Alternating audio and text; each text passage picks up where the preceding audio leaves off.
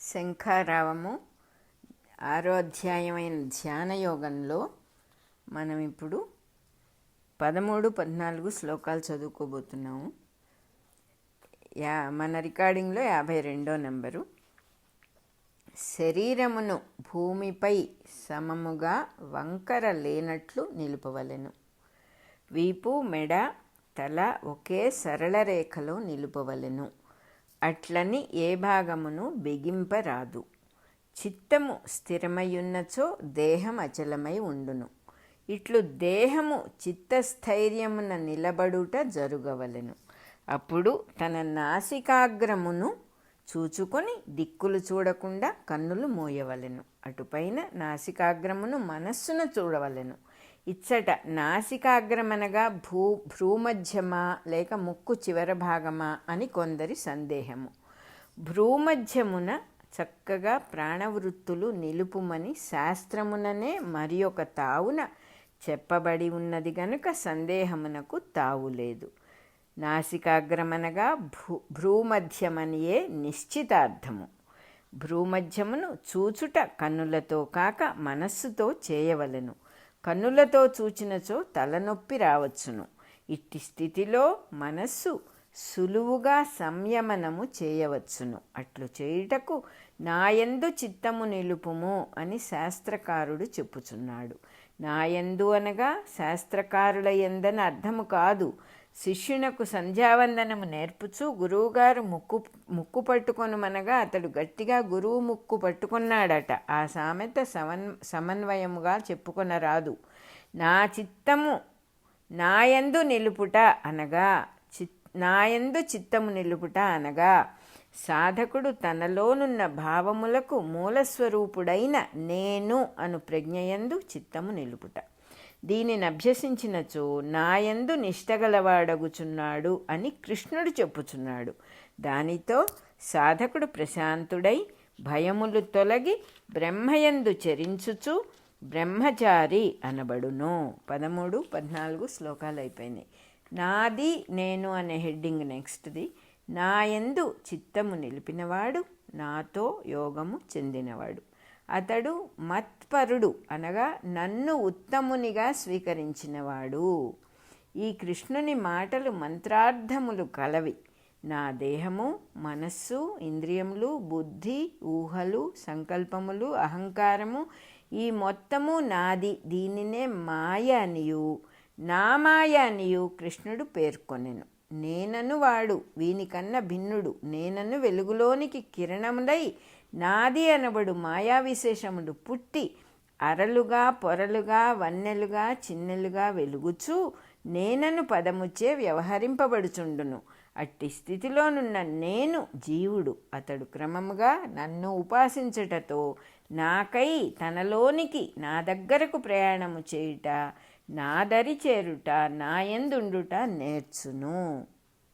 అటుపైన నేనగుట, నేనుగా ఉండుట నేర్చును. మాయ తొలగి నాది అంతయు నేనుగా వెలుగును. అట్టివాడు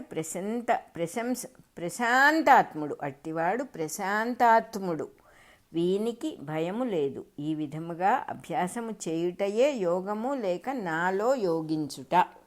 ఈ వాక్కులలోనే యోగ విద్య సర్వస్వము ఇమిడి ఉన్నది. తనని విధముగా యోగమునందు యోగించుకొనినప్పుడు మనస్సు నియమింపబడును. కేవలము మనస్సును నియమించుటకు ప్రయత్నము చేసినచో చేయువానికన్నా మనస్సు వేరుగా ఉండును కనుక నియమింపబడదు. కనుకనే మనస్సును నిలబెట్టుటకు యత్నము చేయువారందరూ పరాజయము పొందుచున్నారు. నేనను వెలుగు తెలిసి దాని యందు కరిగిపోయిన మనస్సు గలవారు యోగులగుచున్నారు. వారి అనుభవము పేరే శాంతి. అది నిర్వాణమనబడు లక్షణము కలది. అనగా గాలికి దీపము కదులుట వంటి మార్పులుండవు.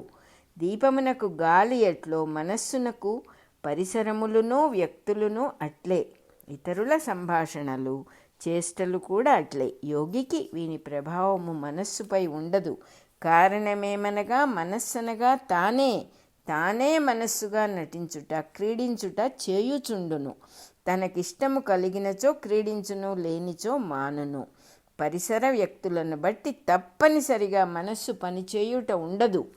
క్రీడకు తన సంకల్పమే గాని తప్పనిసరి అను నిర్బంధము లేదు. అట్టివాడు నా యందుండుట నేర్చును అని కృష్ణుడు చెప్పుచున్నాడు. అతడెవ్వరినీ సంతోషపెట్టుటకు గాని ఏ పనిని చేయడు.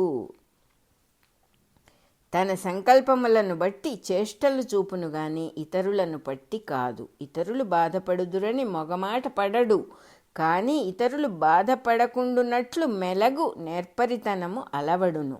యోగిగారు కోపించుచున్నారు అనువంశము వానికడ ఉండదు. 15వ శ్లోకం అయిపోయింది. దీనిని అభ్యసించుటకు మొదట సర్వ విషయములందు సమత్వమును అభ్యసించవలెను. అతిగా భోజనము చేయువాడు గాని, భోజనము మానువాడు గాని, అతిగా నిద్రించువాడు గాని, నిద్రమాని ధ్యానాదులు చేయువాడు గాని ఈ సాధనకు పనికిరాడు. అతిగా భుజించుట అనగా రుచికి కక్కుర్తి పడుట.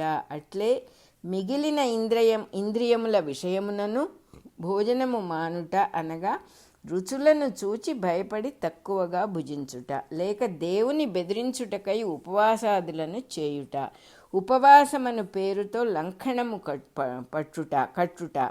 అట్లే తప్పు చేయుదునన్న భయముతో మిగిలిన ఇంద్రియ సుఖములను కూడా మానుట.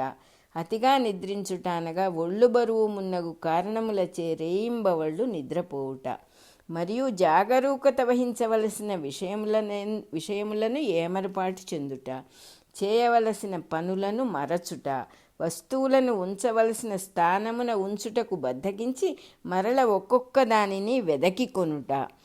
అతిగా నిద్ర మేల్కొనుట అనగా రాత్రులందు చీట్లపేక వంటి వానితో మెలకువగా ఉండి శక్తిని దుర్వ్యయము చేయుటయే కాక రాత్రులందు యోగాభ్యాసము, జప, హోమ, తపాదులు మున్నగు వానిని ఆచరించుట కూడా. ఇట్టి చేష్టలన్నీ దుఃఖమును కలిగించును. యోగమనగా దుఃఖమును పోగొట్టున్నది. దుఃఖము కలిగించు శరీర క్లేశము, ఆహారాది క్లేశము, కావలనని శరీరమును కష్టపెట్టుట మున్నగునవి యోగాభ్యాసమునకు వ్యతిరేకములు. ఈ విధముగా వివేకముతో సమత్వము కలిగి యోగ సాధన చేసినచో చిత్తము విచిత్రముగా నియమితమగును, తన యందు కరగును. అట్టివానికి చిత్తము లేదు కనుక కోరికలు లేవు. కోరికలకు స్థానము మనస్సు కనుక అతనికి మనస్సు స్థానమున తానుండును కనుక కోరికలుండవు. అట్టివానినే యోగి అని శ్రీకృష్ణుడు నిర్వచించెను. 16, 17, 18 శ్లోకాలు అయిపోయినాయి. గాలి వీచుట అనున్నది లేని చోట దీపం ఎట్లుండును?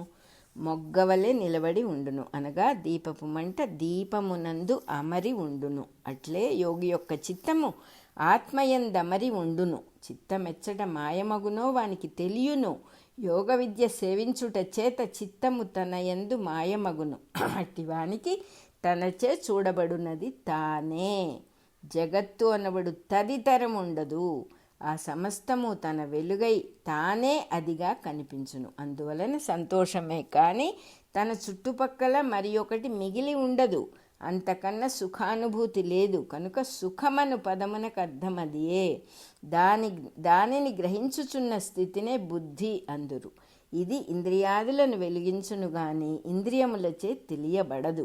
దీనిని అభ్యసించిన వాడు తనకు తానే ఎరుగడు కనుక తనను తానే ఎరుగును అనగా తెలుసుకొనుటకు మరి ఒక దానినైనచో ఇది సాధ్యమగును. ఇక్కడ మరి ఒకటి లేదు.